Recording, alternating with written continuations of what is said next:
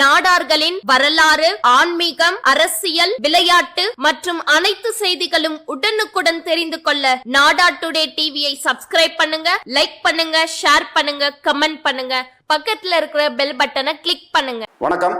நாடா டுடேல இருந்து பாலமுருகன். நாடா டுடே சார்பா இந்த தேனி மாவட்டத்தோட வரலாற்று பதிவை நம்ம தொடர்ந்து பண்ணிட்டு வரோம். அதன் அடிப்படையில் நம்ம காமாட்சிங்கிறது ஒரு மிக பழமையான ஒரு ஊர். அந்த ஊருக்கு நிறைய சிறப்புகள் இருக்கு. இந்த ஊரை பற்றின தகவல் நிறைய நம்ம திரட்டி பதிவேற்றம் பண்ணியிருக்கோம். இன்றைக்கு ஒரு சிறப்பு விருந்தினரை சந்திக்கிறோம். நம்ம காமாட்சிபுரத்தில் மிகப்பெரிய தொழிலதிபர்களை சந்திச்சிருக்கிறோம். அரசு வேலை பார்க்குறவங்க, சமுதாய தலைவர்கள் எல்லாம் நம்ம சந்திச்சிருக்கோம். இன்றைக்கு நம்ம சந்திக்கக்கூடிய ஒரு தலைவர் யாருன்னு பார்த்தீங்கன்னா, அதாவது சோஷியல் சர்வீஸ் பண்ணிக்கிட்டு இருக்கக்கூடிய ஒரு நபரை நம்ம சந்திக்க வந்திருக்கோம். வாழ்வரசி பாண்டியன். அவங்க பேர்லேயே அருமையான ஒரு பேர். அந்த பேருக்கு ஏற்ற மாதிரி அவங்க செய்கிற சர்வீஸும் ஒரு அருமையான ஒரு சர்வீஸ்.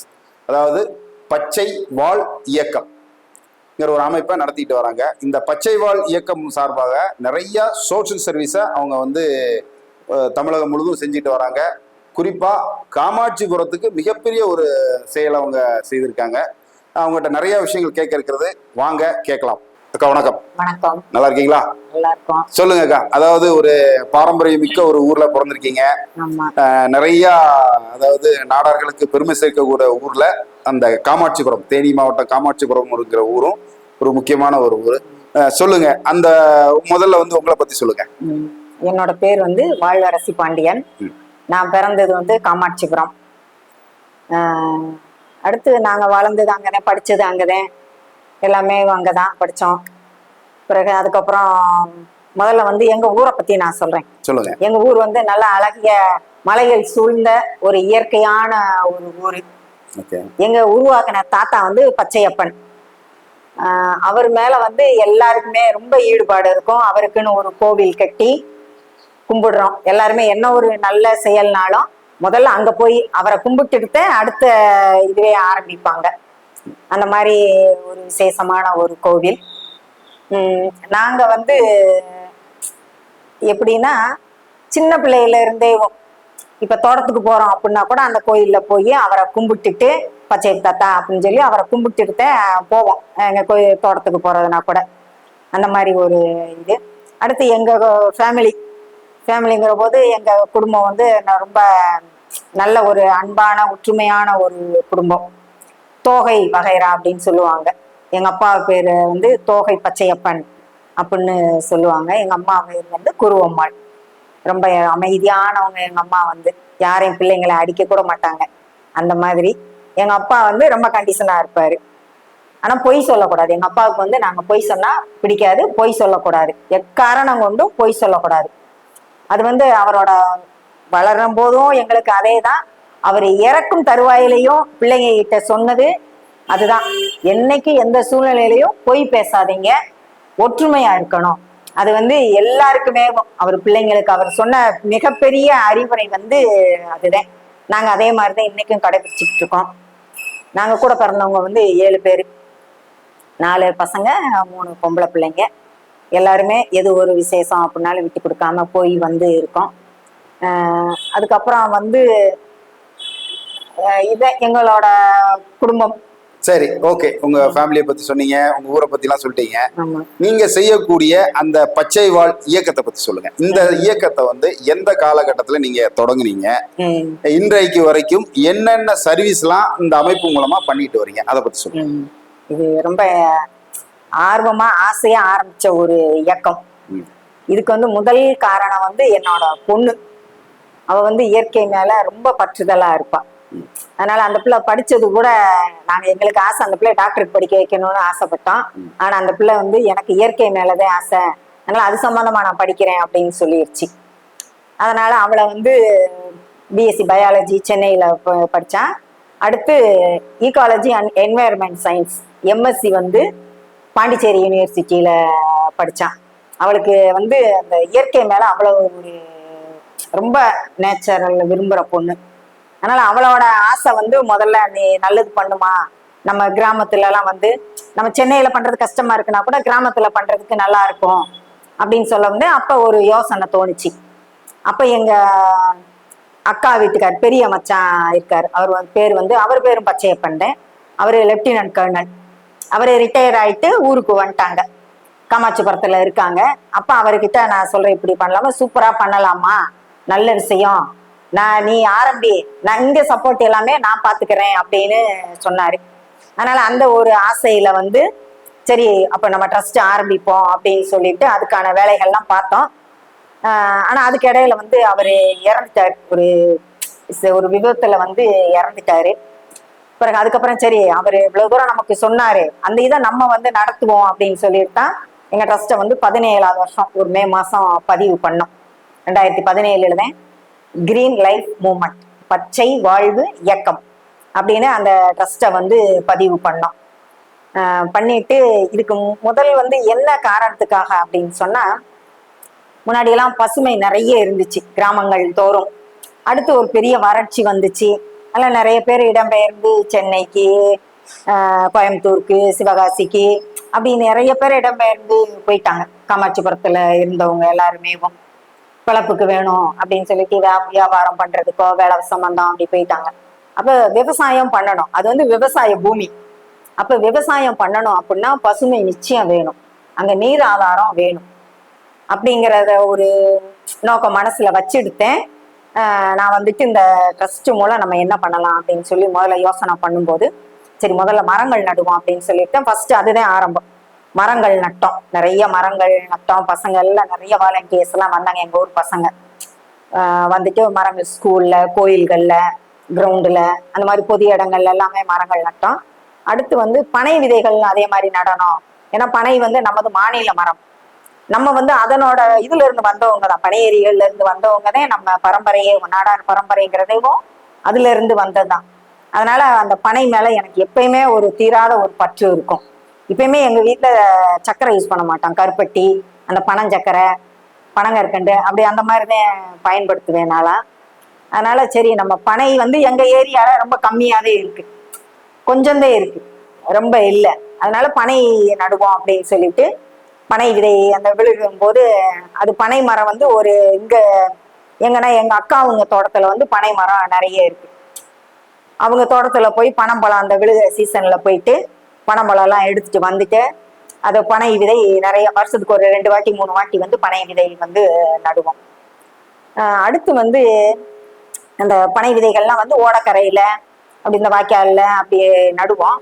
அப்படி நடும்போதே எனக்கு என்ன ஆசை வந்துச்சுன்னா, அந்த வாய்க்கால் அதெல்லாம் அப்படியே புதர் மண்டி போய் கிடந்துச்சு. அப்ப அதை பார்த்துட்டு குளங்கள்லாம் பல வருஷங்களா 20 வருஷம் 30 வருஷமாவே தூர் வாரவே இல்லை. முன்னாடி அந்த கரம்ப மண்ணு அள்ளுறதுக்கு விவசாயிகளுக்கு சொல்லுவாங்க, அவங்க எல்லாம் போய் மாட்டு வண்டியில அள்ளுவாங்க, அதுவும் ஆட்டோமேட்டிக்கா தூர் வாடுற மாதிரி ஆயிடும். ஆனா அதுக்கப்புறம் மண் அள்ளக்கூடாதுன்னு தடை போட்டாங்க இல்லையா, அதனால தூர் வாராம எல்லாமே இது நீத்து போய் கிடந்தது. அதனால சரி நம்ம இந்த வரத்து வாய்க்கால் குளங்களை தூர் வாரலாம் அப்படின்னு சொல்லிட்டு போய் கலெக்டர் ஆபீஸ்ல போய் வரத்து வாய்க்காலுக்கு போய் மனுலாம் கொடுக்கல, நாங்களே போய் தூர் வாரணும். அந்த எப்படின்னா அந்த நாங்க ஜேசிபியை கொண்டு போறோம், அந்த குளத்துக்கு சின்ன குளத்துல இருந்து மேற்கு ஓடைக்கு சின்ன குளத்துல இருந்து வரும், அது அந்த வாய்க்கால்ல ஃபர்ஸ்ட் தூர் வாரம். ஜேசிபியை கொண்டு போய் அங்க காலனியில தான் ஃபர்ஸ்ட் அந்த இது இடம் இருக்கு. காலனியில போய் ஜேசிபியை கொண்டு போய் நிப்பாட்டுறோம். எல்லாம் வந்துட்டாங்க, எதுக்கு வந்தீங்க, இங்கெல்லாம் நாங்க யாரையும் அலோவ் பண்ண மாட்டோம், அங்க ஒண்ணும் வேலை எல்லாம் பண்ணக்கூடாது அப்படின்னு. பிறகு அதுக்கப்புறம் ஏன் அப்படி சொல்றீங்க அப்படின்னா, இது வரைக்கும் யாரும் இந்த உள்ளேயே வந்ததில்லை, எங்களுக்கு மழை பெஞ்சிச்சுன்னா எங்க வீட்டுகளுக்குள்ள பூரா தண்ணி வந்துருது, அதனால யாரும் எங்களுக்கு பண்ண மாட்டேங்கிறாங்க இத்தனை சொல்லியும் அப்படிங்கவும். அப்ப நான் அவங்க கிட்ட சொன்னேன், தண்ணி வரா, இனிமேல் நான் அடுத்து ஒர்க் பண்ண அப்புறம் தண்ணி உங்களுக்கு வராது, அதுக்கு நான் கேரண்டி அப்படின்னு சொல்லவும், அதுக்கப்புறம் நீங்க யாரு அப்படின்னாங்க. அப்பதான் நான் சொன்னேன், இப்படி உங்க முன்னாள் அண்ணா போஸ்ட்ல எங்க அப்பா பஞ்சாயத்து தலைவரா தேர்ந்தெடுத்தாங்க. அப்ப அவரோட பொண்ணுதான் எங்க அம்மா நீங்க தானா, அப்ப பண்ணுங்க, நீங்கன்னா நாங்க ஒண்ணும் சொல்லல, நீங்க தாராளமா பண்ணுங்க அப்படின்னு சொன்னாங்க. அப்ப அதுக்கப்புறம் போயிட்டு அந்த வாய்க்கால்லாம் பார்த்தோம்னா ஃபுல்லா மெத்தி போய் கிடக்கு எல்லாம். அதுல சோளம் அது இதுன்னு அவரைக்கொடி அப்படின்னு நட்டு அவங்க சின்ன சின்னதா அவங்களுக்கு ஏத்ததெல்லாம் பண்ணிக்கிட்டு இருக்காங்க.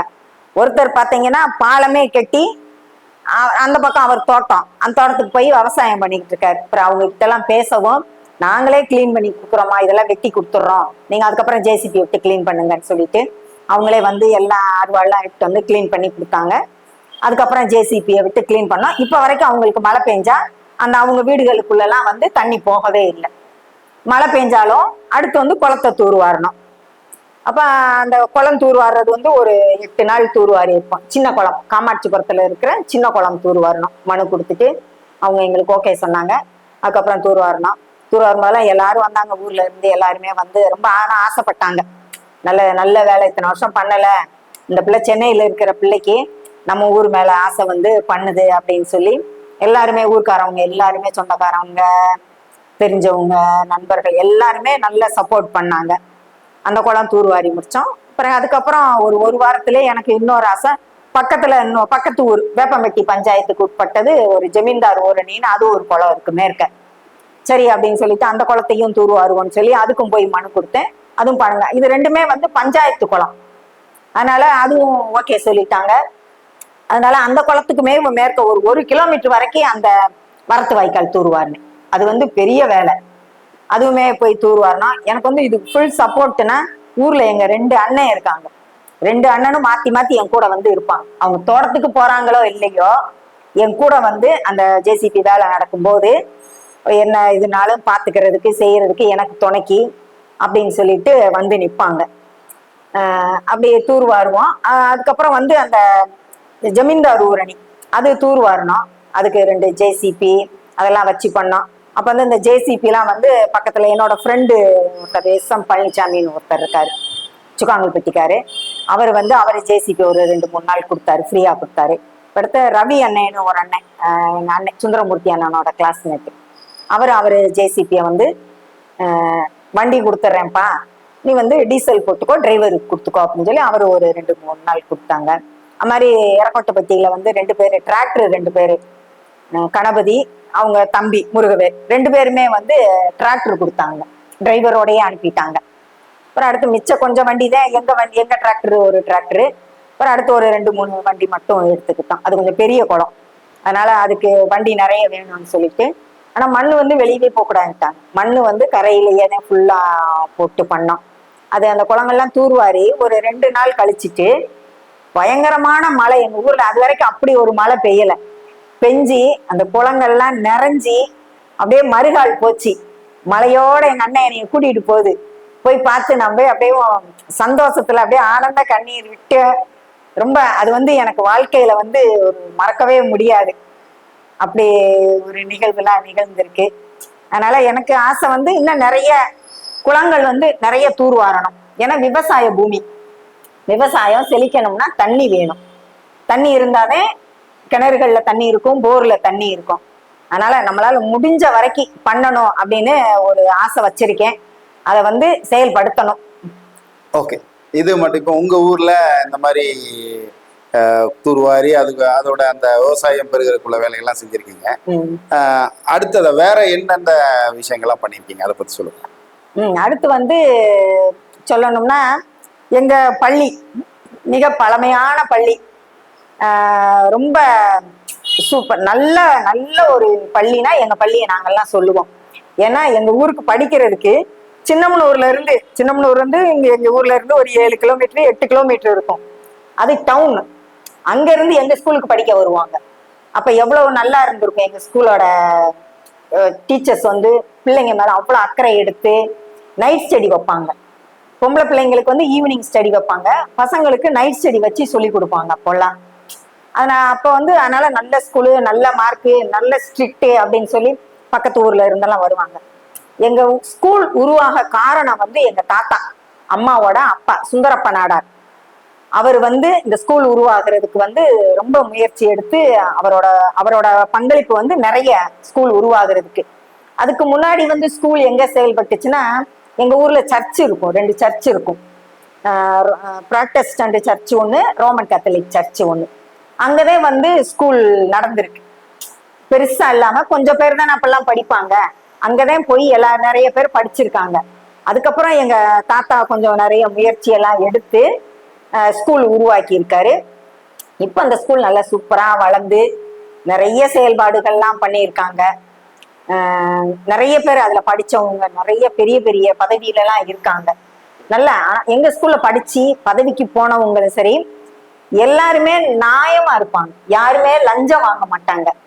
நிறைய என்ஜினியர்ஸ் சரி, ஜட்ஜும் சரி, இந்த பிடபிள்யூ டிபார்ட்மெண்ட்ல இருக்கிறவங்க நிறைய பேர் இருக்காங்க. யாருமே வந்து இது வரைக்கும் லஞ்சம், இப்ப இந்த எங்க மச்சா இருந்தார் சொன்ன லெப்டினன்ட் கர்னல், அவர்லாம் ஒரு பென்சில் ரப்பர் கூட எடுத்து வர மாட்டாங்க. அந்த மாதிரி எல்லாருமே அது மாதிரி. இப்ப ரீசெண்டா வந்து அருண்மணின்னு சொல்லிட்டு அண்ணன் பையன் பெரிய பதவியில இருக்கான், கலெக்டர், சப் கலெக்டர்ல. அவங்க கூட சரி எதுவுமே வாங்க மாட்டாங்க. அவங்க வந்து எல்லாருக்கும் ஹெல்ப் பண்றாங்க. ஸ்கூலுக்குனாலும் சரி, இந்த ஏழை பிள்ளைங்க படிக்கிறதுக்கு, அந்த மாதிரி லைப்ரரிக்கு, அந்த மாதிரின்னு நிறைய பேர் ஹெல்ப் பண்றாங்க. நிறைய படிச்சு எங்க ஸ்கூல்ல படிச்சுன்னு எல்லாரும் நல்ல பொசிஷன்ல இருக்காங்க. அடுத்து இப்ப ரீசெண்டா வந்து நாங்க 2022 வந்து இந்த எல்லாருமே கேட்டுக்கிட்டே இருந்தாங்க. ஏன்னா நாங்கெல்லாம் கூட படிச்சவங்க வந்து 50 வருஷம் 60 வருஷம் படிச்சவங்க எல்லாம் வந்து இது வரைக்கும் ஃப்ரெண்ட்ஸுகளை வந்து சந்திக்கவே இல்லை. எல்லாரும் அந்த SLC, அந்த 10th +2 படிச்சு முடிச்சதும் எல்லாரும் வெளியூருக்கு போயிடுறாங்க இல்லையா, வேலை விஷயமா, பிசினஸ் விஷயமா. அதுக்கப்புறம் வாய்ப்பே இல்லை, நீ ஏதாவது அதுக்கு ஏற்பாடு பண்ணுப்பா அப்படின்னு சொல்லி நிறைய பேர் கேட்டாங்க. அந்த வயசாகுது, 70 வயசு 75 வயசெல்லாம் ஆகுறவங்க வந்து இது எங்களுக்கெல்லாம் வயசாகுதே, என் நண்பர்களை வந்து சந்திக்க வாய்ப்பு கிடைக்குமோ கிடைக்காதோ அப்படின்னு சொல்லிட்டு அது மாதிரி சொல்லவும் சரின்னு சொல்லிட்டு நாங்க என்ன பண்ணலாம் அப்படின்னு சொல்லி யோசிக்கும் போது, சரி ஒரு பழைய மாணவர்கள் சந்திப்பு நிகழ்வுக்கு வந்து நம்ம அரேஞ்ச் பண்ணுவோம் அப்படின்னு சொல்லிட்டு 2022 ஒரு ஏற்பாடு பண்ணோம். எல்லாரும் பயங்கரமா அந்த 70 வயசு 80 வயசுக்காரவங்க எல்லாம் வந்தாங்க. வந்து ஒரு 1000 பேர்கிட்ட வந்துட்டாங்க. நாங்களே எதிர்பார்க்கல. நாங்க எதிர்பார்த்தது ஒரு 600 பேர் 700 பேர் தான் வருவாங்கன்னு சொல்லி எதிர்பார்த்தோம். ஆனா நிறைய பேர் வந்தாங்க. வந்து எல்லாம் நிறைய பேர் அழுதாங்க. அவங்க ஃப்ரெண்ட்ஸ், பழைய நண்பர்கள்லாம் பார்த்துட்டு ஒரு சிலருக்கெல்லாம் பேரே மறந்து போகுது. நீ அவன் தானே, நீ இவன் தானே அப்படின்னு சொல்லிட்டு ரொம்ப எமோஷனல். அது வந்து எனக்கெல்லாம் வாழ்க்கையில உண்மையிலேயும் ஒரு மறக்க முடியாத நிகழ்வு தான். இவ்வளவு ரொம்ப ஆனா கஷ்டப்பட்டேன். ஒரு 2 மாசம் இவ்வளவு பேருக்கும் நம்ம மெசேஜை வந்து பாஸ் பண்ணணும், எப்படி எல்லாரையும் சேர்க்கணும், இவங்க கூட படிச்சவங்க யாரு, அவங்க கூட படிச்சவங்க யாரு அப்படின்னு. நான் முதல்ல லிஸ்ட் எடுத்தது எப்படி எடுத்தேன்னா, எங்க வீட்டுல 7 பேர். அதனால எங்க அக்கா கூட, பெரிய அக்கா கூட படிச்சது யாரு, அண்ணன் கூட படிச்சது யாரு, அடுத்து அப்படி அப்படியே உங்க கூட படிச்சது யாரு, உங்க கூட படிச்சது யாரு. அப்ப அவங்க கிட்ட ஒவ்வொருத்தருமா கான்டாக்ட் நம்பர் வாங்கி செஞ்சு இது ஒரு கொஞ்சம் ஒரு நானே பெருமையா சொல்லுவேன், இது ஒரு அச்சீவ்மெண்ட் தான் அப்படின்னு நான் சொல்லுவேன். யாரும் எடுக்காத ஒரு ஸ்டெப்பு நான் எடுத்து அது பண்ணேன். பிறகு அதுக்கப்புறம் எல்லாரும் கோயம்புத்தூர்ல இருந்து, சென்னையில இருந்து, எல்லா ஊர்ல இருந்து வந்தாங்க. வெளியூர்ல இருந்து அந்த ஒரு நாளுக்காக வேண்டி வந்தாங்க. பிறகு அடுத்து ஒரு 2 வருஷம் ஆயிடுச்சு. பிறகு அதுக்கப்புறமும் கேட்டாங்க எல்லாரும், இந்த நம்ம நிகழ்வு வந்து ஒரு 2 வருஷத்துக்கு ஒருக்கா நடத்தலாம் அப்படின்னு அந்த ஃபர்ஸ்ட் தீர்மானம் போட்டோம். அப்ப அந்த அந்த வந்து ஃபர்ஸ்ட் வருஷம் பண்ணப்ப வந்து ரூபாய் ஒரு செலவெல்லாம் போக ஒரு 2 லட்சம் ரூபாய் கிட்ட மிச்சம் வந்துச்சு. அப்ப அதை வந்து நாங்க எங்க ஸ்கூலுக்காக வேண்டி, ஸ்கூல்ல வந்து பாத்ரூம் வந்து சரியில்லாம இருக்கு அப்படின்னாங்க. சரின்னு சொல்லி பாத்ரூம் வந்து சரி பண்ணாங்க, அந்த காசை கொடுத்தோம். பிறகு அடுத்து ஒரு 2 வருஷம் கழிச்சிட்டு இதே மாதிரி இன்னொரு நிகழ்வும் அரேஞ்ச் பண்ணோம். அப்ப அந்த நிகழ்வு அரேஞ்ச் பண்ணும்போது அப்பயுமே எல்லாரும் சரி வருவாங்களோ என்னவோ அப்படின்னு நினைச்சோம். எல்லாம் அதை விட இன்ட்ரெஸ்டா வந்தாங்க. நிறைய பேர் வந்தாங்க. வந்துட்டு சுகுமார் அண்ணன்னு ஒரு அண்ணன் கோயம்புத்தூர்ல இருக்காரு. அவங்க ஊர் வந்து குப்பிநாயக்கம்பட்டி. அந்த அண்ணன் வந்துட்டு, நீ நடத்துறல்லப்பா, அதனால அண்ணன் வந்து 1 லட்சம் ரூபாய் கொடுக்குறேன் அப்படின்னு சொல்லிட்டு என் கையில கொண்டு வந்து, இல்ல வேற யார்ட்டையா கொடுங்க, நீ நடத்துறதுனால நான் உங்ககிட்ட தான்டா கொடுப்பேன், நீ தான் வாங்கிக்கணும் அப்படின்னு சொல்லி என் கையில தான் கொடுப்பேன்னு வந்து கொடுத்தாரு. அவர் வந்து எங்க பெரிய அன்னை கிளாஸ்மேட்டு. அவங்களுக்குலாம் ரொம்ப ஆசை. அவங்கெல்லாம் ரொம்ப பெரிய பெரிய லெவல்ல இருக்காங்க. இருந்தாலும் ஃப்ரெண்ட்ஸுகளை சந்திக்கணும், நம்ம படிச்ச பள்ளிக்கு போறோம் அப்படிங்கிற ஒரு ஆர்வத்துல அவங்க இருக்கிற வேலையெல்லாம் விட்டுட்டு வர்றாங்க. வந்து நமக்கு பண்ணாங்க.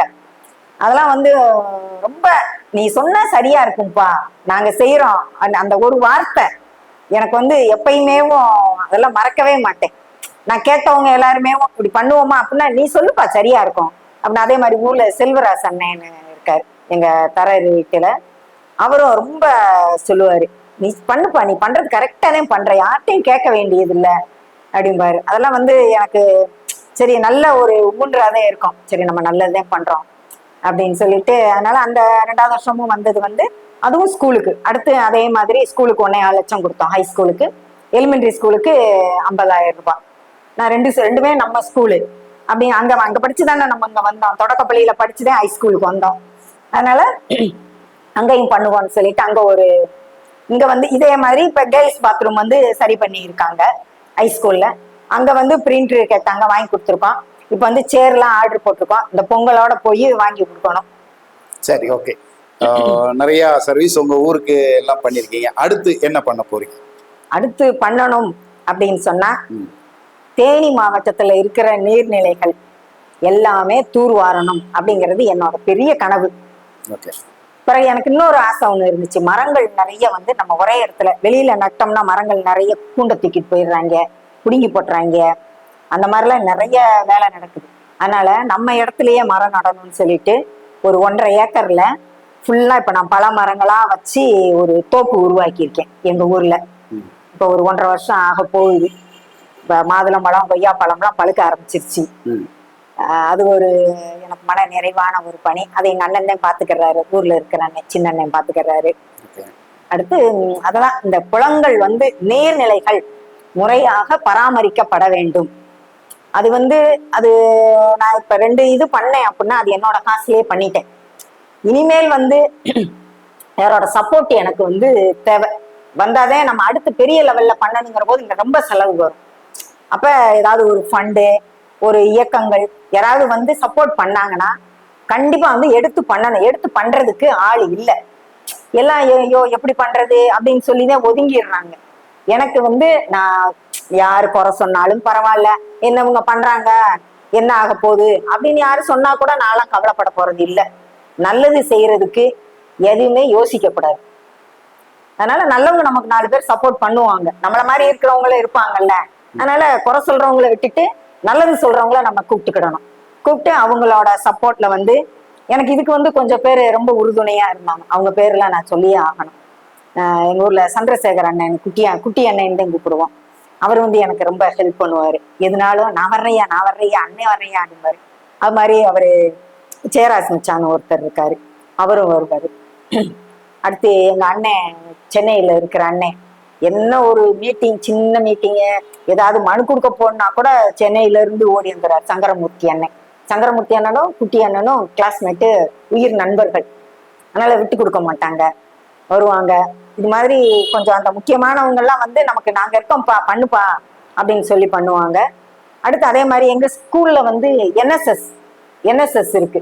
அதுல வந்து நம்ம பச்சை வாழ் இயக்கமும் என்எஸ்எஸும் ஒரு இது பண்ணி மரங்கள் நடுறது, இந்த கிளீன் பண்றது, பிளாஸ்டிக் விழிப்புணர்வு, அந்த மாதிரி நிகழ்வுகள்லாம் நாங்க பண்ணி இருக்கிறோம். அதுக்கு வந்து என்எஸ்எஸ்க்கு வந்து பேச்சியப்பன் அந்த சார் தான் வந்து தம்பி, அவர் தான் வந்து அதுக்கு இன்சார்ஜ். அந்த இதுல என்எஸ்எஸ் கேம்புக்கும் வருஷம் அதை பண்ணுவாங்க. நாங்க ஒரு 2-3 ஆக்டிவிட்டிஸ் போட்டுருவோம். மரங்கள் நடுறது, அந்த மாதிரி இந்த போதை விழிப்புணர்வு, அந்த மாதிரிலாம் ஆக்டிவிட்டிஸ் பண்ணிக்கிட்டு இருக்கோம். இப்போ அடுத்து வந்து இந்த மஞ்சப்பை, துணிப்பை விழிப்புணர்வு அது பண்ணணும்னு நினைச்சிருக்கோம். அடுத்து போகும்போது பண்ணணும். நீர்நிலைகள் தூர்வாரணும். அதுக்கு யாராவது சப்போர்ட் பண்றாங்கன்னா எனக்கு உடனே என்னை கான்டாக்ட் பண்ணாங்கன்னா பண்றதுக்கு நான் ரெடி. ஃபைனான்ஸ் பண்றதுக்கு எனக்கு யாராவது வேணும்.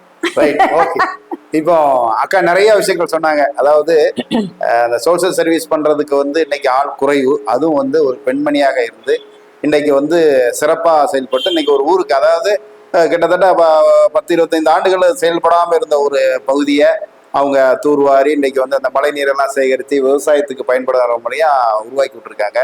அதே மாதிரி அந்த இப்போ சொன்னாங்க, இந்த மாதிரி கூட படித்த அந்த பழைய மாணவர்கள் எல்லாம் ஒருங்கிணைத்து ஒரு நிகழ்ச்சி எல்லாம் பண்ணி, இதெல்லாம் நான் ஒரு நல்ல ஒரு விஷயங்கள். அதாவது சொல்லுவாங்க இல்லையா, அந்த ஆட்டோகிராஃப்னு சொல்லுவாங்க இல்லையா, அந்த மாதிரி வந்து ஒருவரை அந்த பழைய நினைவுகள்லாம் நினைத்து அவங்கெல்லாம் ஒருங்கிணைத்து செய்கிறது பெரிய ஒரு விஷயம். ஸோ இன்னைக்கு இன்னும் இந்த சர்வீஸ் பண்ணுறதுக்கு அவங்க இருக்கிறாங்க. ஃபைனான்ஸு இது வரைக்கும் அவங்க செஞ்சதெல்லாம் சொந்த காசில் அவங்க செலவு பண்ணியிருக்காங்க. ஸோ இன்னும் கூடுதல் எல்லாரும் அவங்களுக்கு ஹெல்ப் பண்ணாச்சுன்னா இன்னும் நிறைய விஷயங்கள் அவங்க செய்வாங்க. ஸோ ஒரு அருமையான ஒரு சந்திப்பு இன்னைக்கு காமாட்சிபுரத்தில் நிறைய பேரை நம்ம சந்திச்சிருக்கிறோம். பெரிய மெத்த படித்தவர்கள், தொழிலதிபர்கள், சமூக சிந்தனையாளர்கள், சமுதாய தலைவர்கள்லாம் பார்த்துருக்கோம். ஆனால் அந்த ஊரில் பிறந்து இதே மாதிரி ஒரு சர்வீஸ், சோஷியல் சர்வீஸ் பண்ணுற ஒரு பெண்மணியை சந்திச்சதில் மிகப்பெரிய ஒரு மகிழ்ச்சி. இது வந்து பெண்களுக்கு வந்து பெண்கள் நினைத்தால் எதையும் சாதிக்க முடியுங்கிறதுக்கு அக்கா ஒரு எடுத்துக்காட்டா வந்து நம்ம சொல்லலாம். குடும்பத்தையும் கவனித்து மக்களுக்கு தேவையான ஒரு சர்வீஸையும் கொடுக்கறது வந்து சாதாரண விஷயம் இல்லை. ஸோ தொடர்ந்து இன்னொரு காமாட்சிபுரத்தை சேர்ந்தவரை சந்திக்க இருக்கிறோம். தொடர்ந்து நாடாட்டுடன் இணைந்தீர்கள். நன்றி, வணக்கம். வணக்கம். இந்த வீடியோ உங்களுக்கு பிடிச்சிருந்தா லைக் பண்ணுங்க, ஷேர் பண்ணுங்க, சப்ஸ்கிரைப் பண்ணுங்க, பக்கத்துல இருக்கிற பெல் பட்டனை கிளிக் பண்ணுங்க.